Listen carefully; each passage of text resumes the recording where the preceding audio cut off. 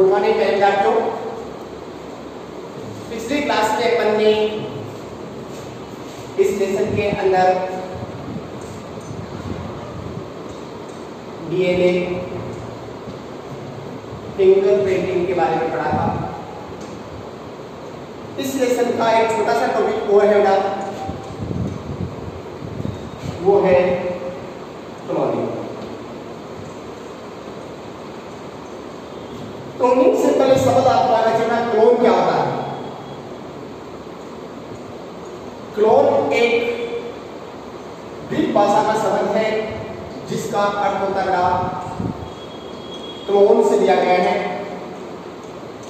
जिसका अर्थ होता है टिविक, और टिविक का मतलब होता है शाखा।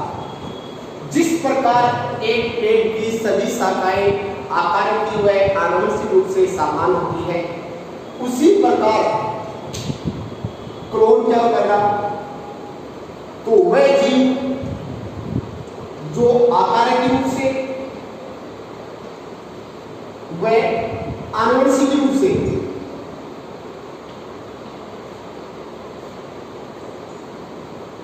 अपने जनक के क्या होगा समान होता है, उसे क्या कहते हैं, क्लोन कहते हैं।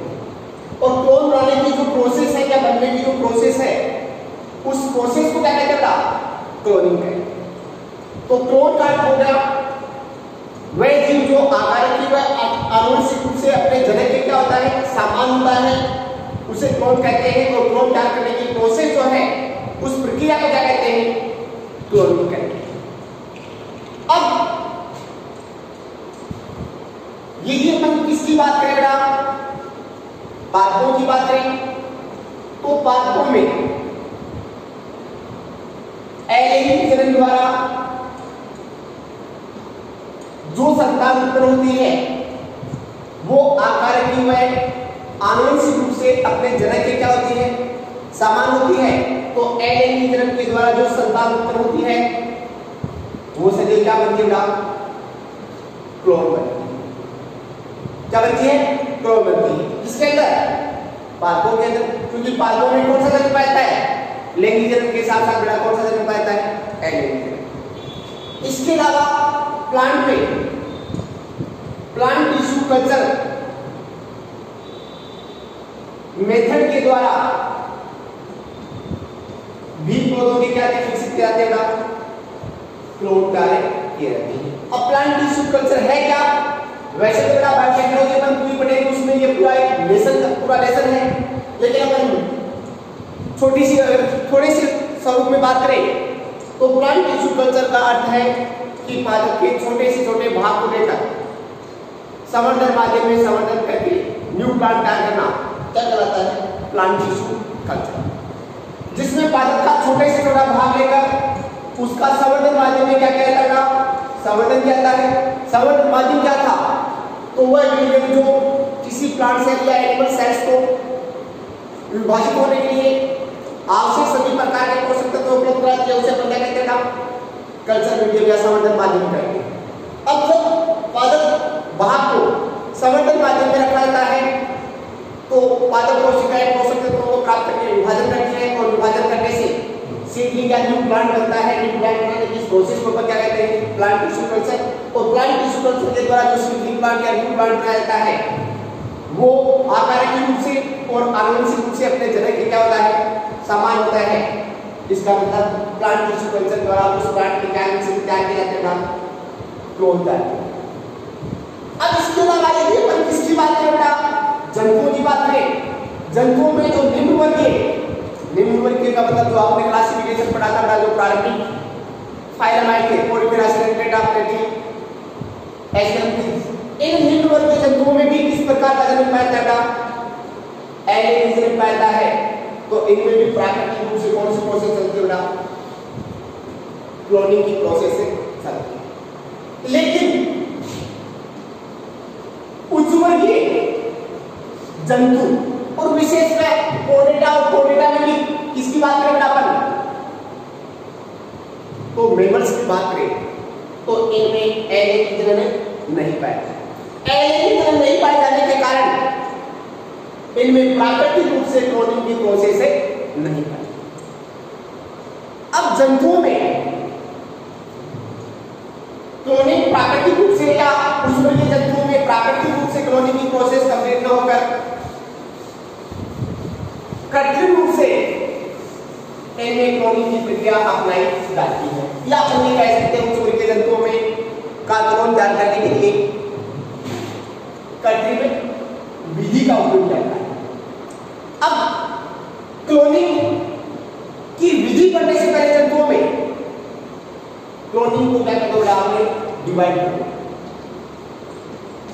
तो जीवों में पाई जाने वाली क्लोनिंग को मूल रूप से कितने पार्ट्स में डिवाइड किया गया? दो पार्ट्स, एक जीन क्लोनिंग और दूसरा है जीव क्लोनिंग। जीन क्लोनिंग और दूसरा है ऑर्गेनिज्म क्लोनिंग। जीन क्लोनिंग का क्या है? जब क्लोनिंग प्रोसेस के द्वारा किसी जीन की कॉपी की जाती है या किसी गुणसूत्र के खंड की कॉपी की जाती है, तो इस प्रकार की क्लोनिंग को अपन क्या कहते हैं? जीन क्लोनिंग कहते हैं। तो जीन क्लोनिंग का अर्थ क्या हो गया? जब किसी जीव के जीन की या गुणसूत्र के किसी खंड या भाग की क्या की जाती है? कॉपी की जाती है, तो इस प्रकार की क्लोनिंग को क्या कहते हैं? Gene cloning. अब जीन क्लोनिंग करने के लिए बायोटेक्नोलॉजी में या जेनेटिक इंजीनियरिंग में दो मेथड्स का उपयोग किया जाता है। नंबर फर्स्ट पीसीआर के द्वारा। पीसीआर क्या है? ये बायोटेक्नोलॉजी का टॉपिक है। दूसरा है बाइक्लोनिंग वेक्टर, ये भी बायोटेक्नोलॉजी का टॉपिक है, जिसको हम डिटेल में पढ़ेंगे कहां बेटा? बायोटेक्नोलॉजी वाले लेसन। अब दूसरा है जीव क्लोनिंग। जब क्लोनिंग प्रोसेस के द्वारा संपूर्ण जीव का क्लोन बनाया जाता है, तो इस क्लोनिंग को क्या कहते हैं? ऑर्गेनिज्म क्लोनिंग या जीव क्लोनिंग। जब क्लोनिंग प्रक्रिया के द्वारा किसी संपूर्ण जीव का निर्माण किया जाता है, तो इस प्रकार की क्लोनिंग को क्या कहते हैं? जीव क्लोनिंग करते हैं। अब जीव क्लोनिंग करने के लिए या एनिमल्स की क्लोनिंग करने के लिए या कुछ में एनिमल्स की क्लोनिंग करने के लिए कितनी मेथड्स यूज की जाती है? 3 मेथड्स यूज की जाती है। Number first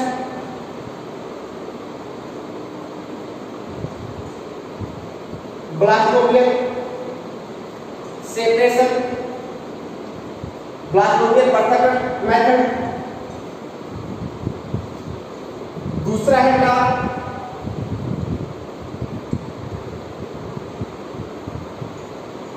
nuclear transfer method. और नंबर 3 तीसरी है क्या? होलोलूलू तकनीक। अब किसी एनिमल्स की क्लोनिंग करने के लिए 3 मेथड्स यूज की जाती हैं, जिसमें पहला पॉइंट आ रहा है, कौन सी मेथड है? ब्लास्टोमियल सेपरेशन मेथड। ब्लास्टोमियल सेपरेशन मेथड क्या है? तो एनिमल्स में मेल एंड फीमेल गेमिट के फ्यूजन से क्या बनता है? जाइगोट। अब जाइगोट से आगे जाकर किसका निर्माण होना है? एम्ब्रियो का निर्माण होना है। और उस जाइगोट में कौन सा गुण पाया जाता है? टोटिपोटेंसी गुण पाया जाता है, अर्थात संपूर्ण जीव का निर्माण करने के लक्षण पाए जाते हैं। अब जाइगोट से जब एम्ब्रियो का निर्माण होता है तो अनेक स्टेप आते हैं। उन स्टेप में से सबसे पहला स्टेप आपने कई बार मैंने चर्चा की है, पहला स्टेप पूछा था विलयन।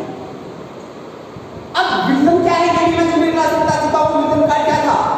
जाइगोट में होने वाला वैकल्पिक समसूत्री विभाजन, जिसके द्वारा जाइगोट के अंदर कोशिकाओं की संख्या तो क्या होती जाती है? बढ़ती जाती है, लेकिन संख्याओं जो बढ़ने वाली कोशिकाएं हैं उनका आकार घटता रहता है, तो उसके कारण जाइगोट का आकार तो वैसा का वैसा रहता है, लेकिन जाइगोट में कोशिकाओं की संख्या बढ़ जाती है। इस प्रकार के कार्बनिक समसूत्री विभाजन को अपन ने क्लास में क्या नाम दिया था?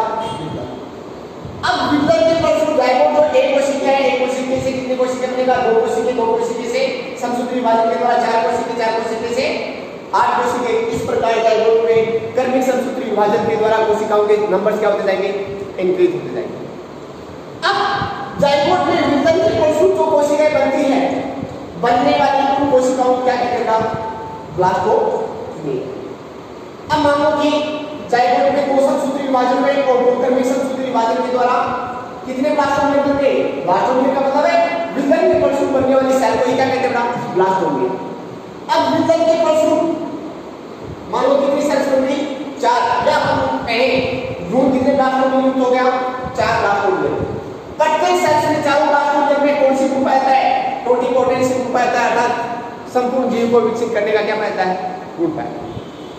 अब यदि प्लांट 4 कोशिकीय जो भ्रूण है उसके चारों ब्लास्टोमेरिया को एक दूसरे से क्या करते जाए? पृथक करते जाए, और पृथक करके उन्हें अलग-अलग मादा में या मादा के गर्भाशय में ट्रांसफर करके उससे आगे जाकर किसका विकास क्या होता है? भ्रूण का विकास क्या होता है। तो एक साथ कितने भ्रूण विकसित कर सकते हैं या कितने बच्चे उत्पन्न कर सकते हैं? 4 बच्चे उत्पन्न कर सकते हैं। अब ये चारों भ्रूण आनुवंशिकी व आकार के रूप में आपस में तो क्या होते हैं? समान होंगे। इसका मतलब ये चारों भ्रूण आपस में क्या होंगे? आनुवंशिकी व आकार में समान होंगे। इसका मतलब ये भ्रूण आपस में क्या, ये बच्चे आपस में क्या होंगे? एक दूसरे के क्लोन होंगे, लेकिन वो किसके क्लोन नहीं होंगे? अपने पेरेंट्स के क्लोन नहीं होंगे, क्योंकि जाइगोट का निर्माण किससे हुआ बेटा? मेल एंड फीमेल गेमेट के फ्यूजन से, और मेल एंड फीमेल गेमेट का फ्यूजन होने के कारण उसमें क्या आ जाएगी? विभिन्नता आ जाएगी, और इसके साथ मेल एंड फीमेल गेमेट का निर्माण होने के लिए सूत्री विभाजन हो गया, जिसके कारण क्रॉसिंग ओवर के कारण क्या आ गई? विभिन्नता आ गई। तो इस प्रकार जाइगोट से बनने वाले ब्लास्टोमेरिया को पृथक करके उनसे अलग-अलग बच्चों का भ्रूण का निर्माण क्या होता है? तो बनने वाले भ्रूण तो एक दूसरे के क्या होंगे? क्लोन होंगे, लेकिन अपने जनक के क्या नहीं होंगे बेटा? क्लोन नहीं होंगे। इसलिए इस प्रकार के क्लोन क्या कहते हैं? एम्ब्रियोनिक क्लोनिंग भी कहते हैं। क्या कहते हैं बेटा? एम्ब्रियोनिक क्लोनिंग भी कहते हैं। अब एम्ब्रियोनिक क्लोनिंग में जो एम्ब्रियो बने हैं वो एक दूसरे के क्लोन होते हैं, लेकिन अपने जनक के क्या नहीं होते? क्लोन नहीं। दूसरी मेथड क्या है बेटा?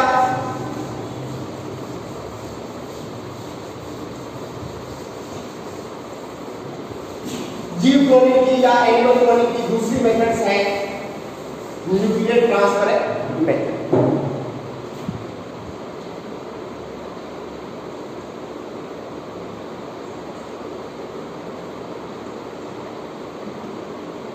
इस मेथड में सबसे पहले किसी द्विगुणित कायिक कोशिका को से क्या पृथक किया जाता? केंद्रक पृथक किया जाता। उसके पश्चात दूसरे किसी जीव से अनिषेचित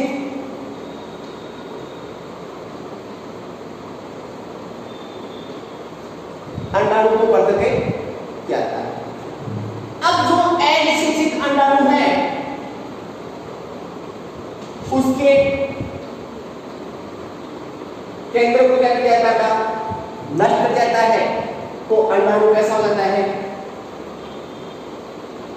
केंद्र के रहित अंडाणु में बदल जाता है। अब केंद्र रहित अंडाणु में, और अंडाणु में कौन सा गुण पाया जाता है? टोटिपोटेंट का गुण पाया जाता है। केंद्र रहित जो अंडाणु है उस अंडाणु में कायिक कोशिका से पृथक किए गए द्विगुणित केंद्रक को किसमें ट्रांसफर कर दिया जाता है? केंद्र रहित है अंडाणु में ट्रांसफर कर जाता है। इसका मतलब ये बेटा आपके पास कौन सी कोशिका थी? कायिक कोशिका। कायिक कोशिका में केंद्र किस अवस्था में मिलेगा? 12। ये आपके पास क्या था बेटा? अंडाणु। अब इससे क्या प्राप्त कर लिया? केंद्र। और इसको क्या कर दिया? केंद्र के रहित। अब इस द्विगुणित केंद्र को केंद्र रहित अंडाणु में क्या कर जाता है? ट्रांसफर कर दिया। अब द्विगुणित केंद्र युक्त जो अंडाणु है उसका संवर्धन माध्यम में क्या करते हैं? संवर्धन करते। संवर्धन करके उसमें वही ब्लास्टोमियर का निर्माण होता है। ब्लास्टोमियर से किसका निर्माण होता है? बोरुला। बोरुला से ब्लास्टुला अवस्था का निर्माण होता है। ब्लास्टुला अवस्था में भ्रूण विभाजन की वो अवस्था याद रखना। पहले प्रक्रिया है मिलन। मिलन से बोरुला बनता है। बोरुला से ब्लास्टुला। ब्लास्टुला से क्या बनेगी? गेस्टुला। ब्लास्टुला अवस्था में उस विकसित हो रहे भ्रूण को किसी मदर के यूट्रस में क्या कर जाता है? गर्भाशय में क्या कर जाता है? स्थानांतरित कर जाता है। अब गर्भाशय के अंदर ब्लास्टुला का रोपण होता है और रोपण के फलस्वरूप आगे जाकर गेस्टुला। गेस्टुला से किसका निर्माण होता है? भ्रूण का निर्माण होता है। किसका निर्माण होता है? भ्रूण का। अब जो बनने वाला भ्रूण है वो किसका क्लोन होगा? तो जिस जीव से अपन ने क्या किया है? द्विगुणित केंद्र दिया है, कायिक कोशिका का चयन किया है, उसका वो जीव क्या होगा? क्लोन। क्योंकि इस प्रकार के जीव का निर्माण करने के लिए ना तो निषेचन का युग्म और ना ही अचूक विभाजन हुआ, तो बनने वाला जो भ्रूण है या संतान है या जीव है वो अपने जनक के आनुवंशिकी में आधारित रूप से क्या होता है? समान होता है। इसका मतलब उसका क्या हो गया? क्लोन। लेकिन क्लोन ध्यान रखना किसका मिलेगा? जिस जीव से या जिस एनिमल से अंडाणु लिया है उसका क्लोन न बनके जिस जीव की या जिस एनिमल की कायिक कोशिका का केंद्र यूज किया है उसका ये क्या बनेगा? अब इस मेथड का नाम न्यूक्लियर ट्रांसफर या केंद्र प्रतिस्थापन विधि क्यों ना था? क्योंकि इसमें अंडाणु को केंद्र नहीं कहता है और साथ में कायिक कोशिका के केंद्र को अंडाणु में क्या कहता है? ट्रांसफर कहता है। इसलिए इस मेथड का नाम क्या रखा? Nuclear transfer method. अब न्यूक्लियर ट्रांसफर मेथड में जो कायिक कोशिका का केंद्र रखा जाता है उसको पहले कौन सी अवस्था में बनाए रखना पड़ता है? निष्क्रिय अवस्था में बनाया रखना पड़ता है। अगर उसको निष्क्रिय अवस्था में नहीं रखेंगे तो उसमें विभाजन हो जाएगा और विभाजन होने के कारण आगे प्रक्रिया संपन्न नहीं होगी। इसके उसे कौन सी अवस्था में रखना पड़ता है? निष्क्रिय अवस्था। अर्थात यदि कोई किसी कोशिका के अंदर निष्क्रिय अवस्था में चला जाता है तो कोशिका की इस अवस्था को अपन क्या कहते हैं? G0 अवस्था। तो इस अवस्था में केंद्र को कौन सी अवस्था में रखना पड़ता है? G0 अवस्था में। अब इस मेथड का उपयोग करके न्यूक्लियर ट्रांसफर मेथड का उपयोग करके न्यूक्लियर ट्रांसफर मेथड का उपयोग करके डॉक्टर इयान विलमुट नामक वैज्ञानिक ने स्कॉटलैंड की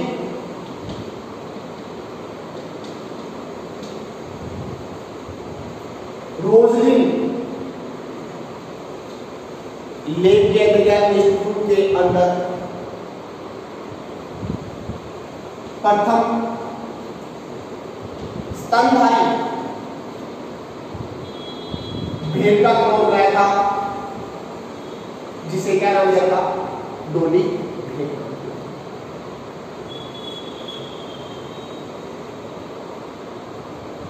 तो न्यूक्लियर ट्रांसफर मेथड का उपयोग करके डॉक्टर इयान विलमुट ने स्कॉटलैंड की रोजलिन इंस्टीट्यूट के अंदर प्रथम स्तनधारी का क्लोन या भेड़ का क्लोन बनाया था, जिसका नाम क्या रखा था? डोली। अब डोली भेड़ के क्लोन का कैसे निर्माण किया था या डोली का कैसे निर्माण किया था? तो सबसे पहले यान विल्मुट नामक वैज्ञानिक ने 6 वर्षीय भेड़ की के स्तन से कैसी कोशिका प्राप्त की करते थी? 2N कोशिका प्राप्त। अब इस 2N कोशिका को पोषक पदार्थ प्रोवाइड नहीं करें, जिसके कारण उसका केंद्र कौन सी अवस्था में चला जाएगा? निष्क्रिय अवस्था में या जीरो अवस्था में। इस भेड़ का नाम उसने रख दिया डोनर। फिर उसके पश्चात एक दूसरी भेड़ से अनिषेचित अंडाणु को पढ़ते थे। इस अनिषेचित अंडाणु को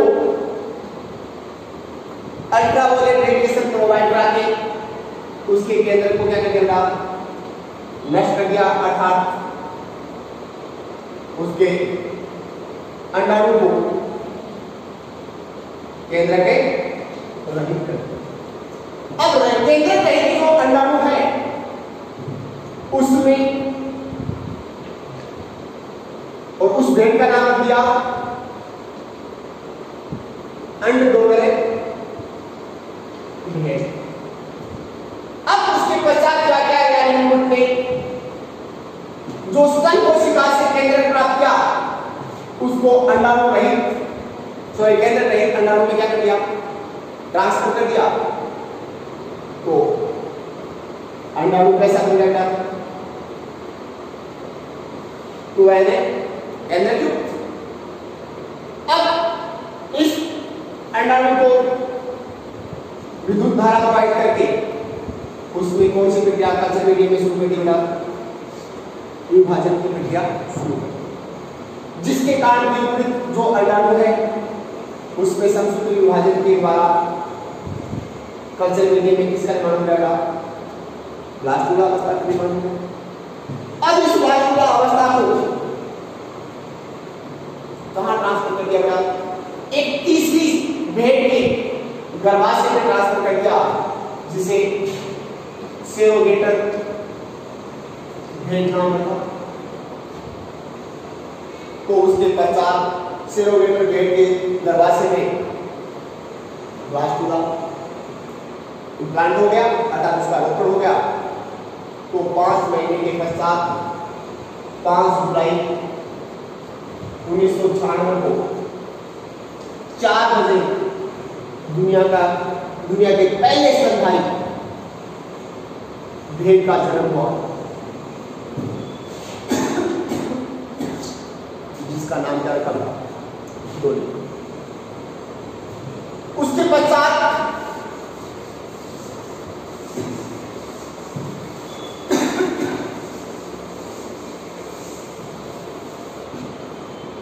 सन 2012 में agriculture university of science and technology Kandipura Kashmir व national dairy research institute Karnal दोनों ने मिलकर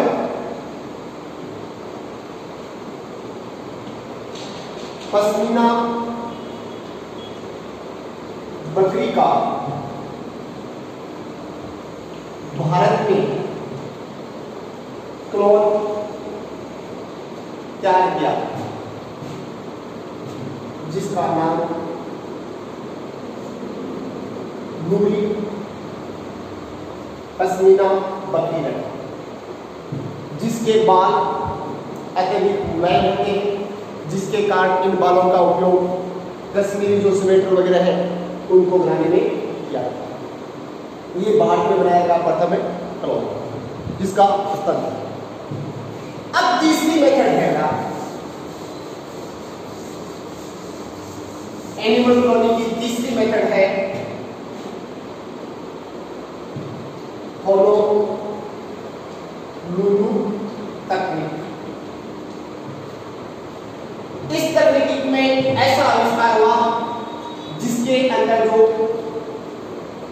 द्विगुणित केंद्रक है उसे कौन सी अवस्था में बना, G0 अवस्था में ले जाने की आवश्यकता नहीं है। बाकी पूरी प्रोसेस किसकी है बेटा, न्यूक्लियर ट्रांसफर मेथड है। बस अंतर क्या है, होलोलुलु तकनीक के अंदर जो केंद्रक अपन प्रतिस्थापित करते हैं या कई कोशिका जो केंद्रक है उसे कौन सी अवस्था से गुजरना नहीं पड़ता है, G0 अवस्था में से नहीं करना पड़ता है, डायरेक्टली एक्टिव या सक्रिय केंद्र को ही केंद्र रहित अंडाणु में क्या करता है, ट्रांसफर कहता है। और इस मेथड के द्वारा चूहे के अनेक क्लोन विकसित किए जाते हैं। अब इसके पश्चात ये क्लोनिंग की क्या हो जाती है या एनिमल क्लोनिंग की तीन क्या हुई मेथड्स। फिर अगला पॉइंट है यूज ऑफ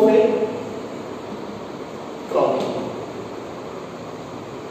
तो देखो वर्तमान समय में जिस प्रकार का वातावरण है या जिस प्रकार का खान पान है उसके कारण अपने चारों तरफ भी या अपने आसपास के क्षेत्र में भी किसी व्यक्ति की किडनी खराब हो जाती है, किसी व्यक्ति की लीवर खराब हो जाती है, तो किसी के लंग्स खराब हो जाते हैं, तो किसी का हार्ट खराब हो जाता है। अब ये लोग जो या ये जो पेशेंट है वो किसकी उम्मीद में रहते हैं कि कोई डोनर आए और उनको किडनी या उनकी लीवर क्या करे बेटा, डोनेट करे। डोनेट करने के पश्चात डोनेट किए गए ऑर्गन्स उस पेशेंट के शरीर में ट्रांसफर करते हैं या फिट जाते हैं, जिसे अपन क्या कहते हैं, ट्रांसप्लांटेशन।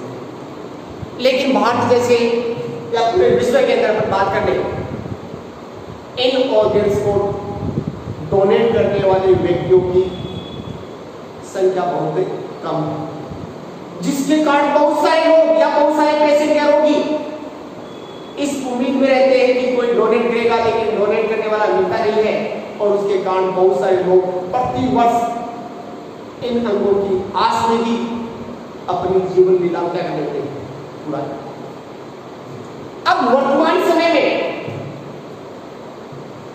क्लोनिंग टेक्निक का उपयोग करके इन अंगों की क्या किया जाएगा, क्लोनिंग की जाती है। लीवर की क्लोनिंग की जाती है, किडनी की क्लोनिंग की जाती है। अब इन अंगों की क्लोनिंग करके उन अंगों को पेशेंट के शरीर पे क्या कर जाता है, ट्रांसप्लांट कर जाता है, जिसके कारण वो रोगी साबित हो जाता है। ट्रांसप्लांट और क्लोनिंग करने की इस मेथड को अपन कहते हैं थेराप्यूटिक क्लोनिंग या चिकित्सकीय क्लोनिंग, जिसके कारण या चिकित्सकीय क्लोनिंग या थेराप्यूटिक क्लोनिंग के द्वारा अनेक लोगों के जीवन को क्या जा सकता है, बचाया जा सकता है। दूसरा यूज है बेटा क्लोनिंग की सहायता से जो आनुवंशिक रोग है उन आनुवंशिक रोगों का भी क्या किया जा सकता है, बायोटेक्नोलॉजी और जेनेटिक इंजीनियरिंग की सहायता से, क्लोनिंग की सहायता से अनेक जेनेटिक या आनुवंशिक रोगों का उपचार किया जा सकता है। फिर तीसरा, क्लोनिंग प्रोसेस के द्वारा जो महत्वपूर्ण गुणधर्म है या गुण है उनको दूसरे जीवों में क्या कहता है, ट्रांसफर कहता है। या हम कह सकते हैं किसी जीव में महत्वपूर्ण गुण पाए जाते हैं, उन गुणों का निर्माण करने वाला या नियंत्रण करने वाले जो जीव हैं उनकी क्लोनिंग करके उन्हें दूसरे जीवों में ट्रांसफर करके वो गुण उन जीवों में भी या एनिमल्स में भी क्या किया जा सकता है, उत्पन्न किया जा सकता है। चौथा, क्लोनिंग की सहायता से पौधों के अंदर कीट प्रतिरोधी, पीड़क प्रतिरोधी या प्रतिकूल परिस्थितियों से बचने वाली किस्मों का क्या कहता है निर्माण किया जाता है, जिसकी सहायता से उत्पादन में क्या की जाती है, वृद्धि की जाती है। इसके साथ ही उत्परिवर्तन वाला ये लेसन बेटा क्या हो गया है कंप्लीट। थैंक्स।